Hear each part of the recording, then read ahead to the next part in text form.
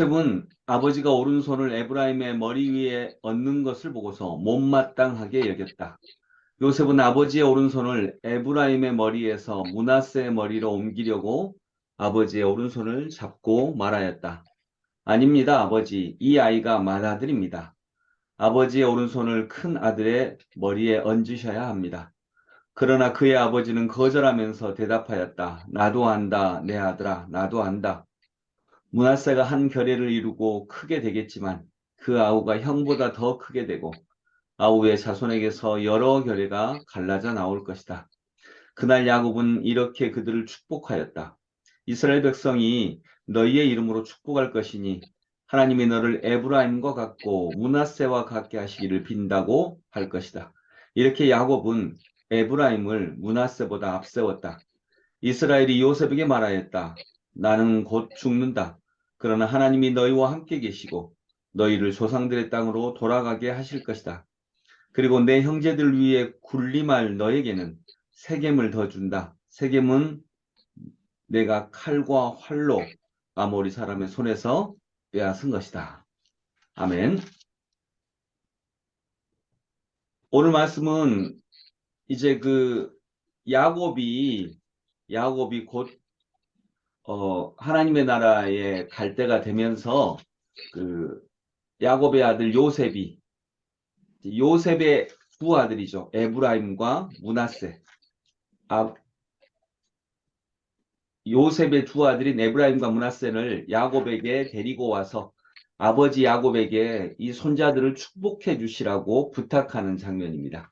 누가 큰아들이라고요? 므낫세가 큰아들이에요. 보통 이제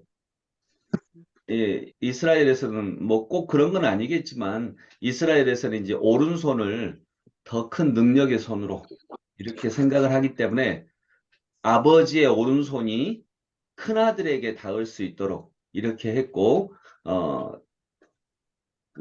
왼손이 둘째 아들에게 닿도록 이렇게 했습니다. 근데 아버지 야곱이 엇갈려서 이렇게 축복을 하는 거죠. 이렇게 엇갈려서.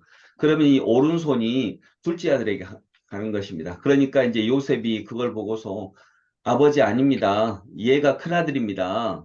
얘가 큰아들이니까 이 큰아들에게 오른손을 얹어서 축복을 해 주십시오. 라고 이렇게 부탁을 한 것입니다. 그러니까 아버지 야곱이 나도 안다.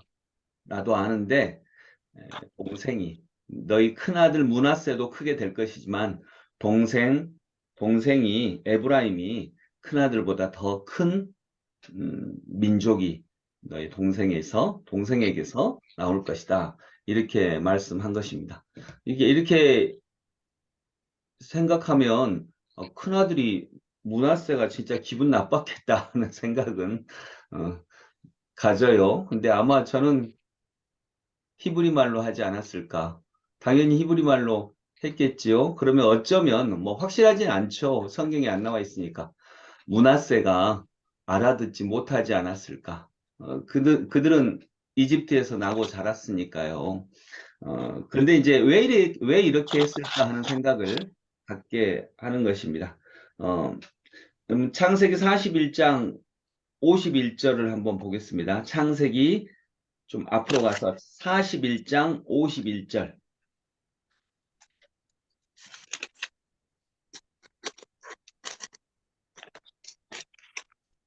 41장 51절. 한번 같이 읽어봅니다. 요셉은 하나님이 나의 온갖 고난과 아버지 땅을 다 잊어버리게 하셨다 하면서 맏아들의 이름을 므낫세라고 지었다. 아멘. 자, 요셉이 국무총리가 된 다음에 결혼을 하고 이 큰아들을 낳았어요. 큰아들을 낳으니까 이름을 므낫세라고 지었습니다. 므낫세가 무슨 뜻이라고요? 잊어버림이라고 하는 뜻입니다. 왜 잊어버림이라고 지었냐면 하나님께서 나의 과거의 감옥에도 갇히고 노예 생활하고 이런 온갖 고난을 그리고 또 아버지의 집 생각을 다 이 아들을 통해서 잊어버리게 하셨다라고 하는 이런 뜻입니다. 그래서 므낫세는 과거를 상징합니다. 과거. 과거의 그 아프고 쓰라린 것들을 잊어버리게 하셨다. 두 번째는 자, 52절, 그 다음 절 52절 같이 읽습니다. 내가 둘째는 내가 고생하던 이 땅에서 고생하던 이 하나님이 땅에서 자손을 하나님이 번성하게 자손을 번성하게 해주셨다 해주셨다 하면서 그 하면서 이름을 그 이름을 에브라임이라고 에브라임이라고 지었다. 지었다. 아멘. 자, 에브라임은 무슨 뜻이요? 번성, 예, 번성, 또 맷대로 열매를 맺다 이런 뜻이거든요. 그냥 번성이라고 하는 뜻입니다. 에브라임이 번성이에요. 그러니까 큰아들이 과거를 상징을 한다면 둘째 아들은 미래를 상징을 한다. 이렇게 그 해석할 수 있겠습니다. 그래서 야곱이 요셉의 두 아들들을 이렇게 엇갈려서 축복한 것은 아마도 음, 너의 과거보다 너의 미래가 그리고 이스라엘 전체 이 민족의 과거보다 미래가 훨씬 더 크고 아름다울 것이다. 거기에 더 많은 하나님의 복이 임하기를 원한다라고 하는 이런 의미일 것이다라고 해석할 수 있겠습니다. 우리 살아가는 성도님들에게도 신앙생활을 통해서 과거보다 미래가 훨씬 더 귀하고 놀라운 은혜가 있기를 원합니다. 음, 그 신앙생활이 그 상처받고 아프고 힘들고 이걸 치료하는 것도 신앙생활입니다. 이걸 치유해서 정말 이런 상처가 없고 아픔이 없고 정상적으로 일상적으로 살아가는 것도 신앙생활인데 신앙생활의 핵심적 본질은 상처를 회복하는 것을 넘어서서 우리가 이제 정상적으로 생활할 수 있게 되었다 그랬을 때 그 사람이 최고치의 능력을 발휘할 수 있도록 하는 것이 신앙의 핵심이다라고 이렇게 볼 수 있겠습니다. 홍천 다녀오신 분들은 알겠지만 거기 너무 아름다운 곳이죠. 예, 삶이 진짜 아름다운 곳입니다. 뭐 저야 거기서 살아본 건 아니고 강연이라든가 책을 통해서 알고는 있지만 진짜 아름다운 곳이에요. 그래서 그냥 우리의 상처를 이렇게 싸매주고 우리가 상처에서 벗어나고 이것도 하나님의 은혜이지만 하나님의 더 큰 은혜는 상처를 벗어나서 이렇게 일상적인 삶을 살 수 있게 되었을 때에 최고치의 능력을 발휘해서 이 땅에 하나님의 나라를 이루는 일, 나의 영역에서 하나님의 나라를 확장시켜 나가는 일, 그런 건강하고 복되고 기쁜 삶으로 만드는 것이야말로 하나님의 은총이다. 라고 믿습니다. 여러분의 과거보다 여러분의 미래에 하나님께서 더 크고 놀라운 복을 주실 것입니다. 이스라엘의 12지파에는요, 요셉 지파가 없습니다. 그렇죠. 요셉 지파가 없어요.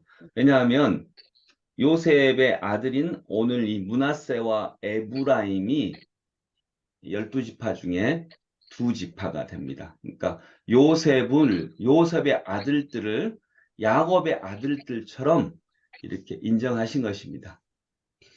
요셉이 장자의 역할을 감당하기 때문에 이 두 아들을 야곱이 나머지 11명의 아들, 그 중에 이제 레위 지파가 땅이 없기 때문에 레위 지파는 이제 제사장의 역할을 감당을 했으니까요. 나머지 10지파는 자기의 아들이고 9지파는 자기의 손자에게 축복해서 이렇게 12지파를 이루게 됩니다. 말씀을 정리하면 오늘 에브라임과 므낫세를 이렇게 엇갈려 축복한 것은 하나님께서 오늘 우리에게도 말씀하십니다. 우리의 과거보다 우리의 미래가 훨씬 더 귀하고 본질적인 축복이 있을 것이다. 우리가 상처를 벗어나는 것에서 그것에만 힘을 쏟는 게 아니라 그것을 벗어나서 최고의 능력을 하나님의 은혜를 받고 최고의 능력을 발휘하는 그런 은혜가 가득하기를 간절히 소망합니다. 기도하겠습니다. 하나님 아버지, 은혜를 감사합니다. 우리가 과거의 아픔, 눈물, 고통 이것을 극복해서 므낫세라고 하는 이름처럼 그걸 잊어버릴 만큼의 축복을 받는 것도 귀하고 놀라운 일입니다. 그러나 하나님께서 결국 우리에게 주시고자 하시는 것은 그 과거의 상처를 벗어나는 것뿐만 아니라 미래에는 놀라운 열매를 맺을 것이다. 번성하는 열매를 맺을 것이다. 라고 하는 그런 놀라운 은총을 우리가 만나볼 수 있도록 도와주시옵소서. 우리 신앙생활의 목적이 과거의 상처를 벗어나는 것을 넘어서서 미래에 더 크고 놀라운 하나님의 은혜 속으로 들어가고 최고치의 능력을 발휘해서 지금도 역사 속에서 일하시는 예수님과 함께 동행하며 하나님의 나라를 확장시키는 귀한 일에 쓰임받는 저희 모두가 되게 하여 주옵소서. 예수 그리스도 이름으로 기도드립니다. 아멘.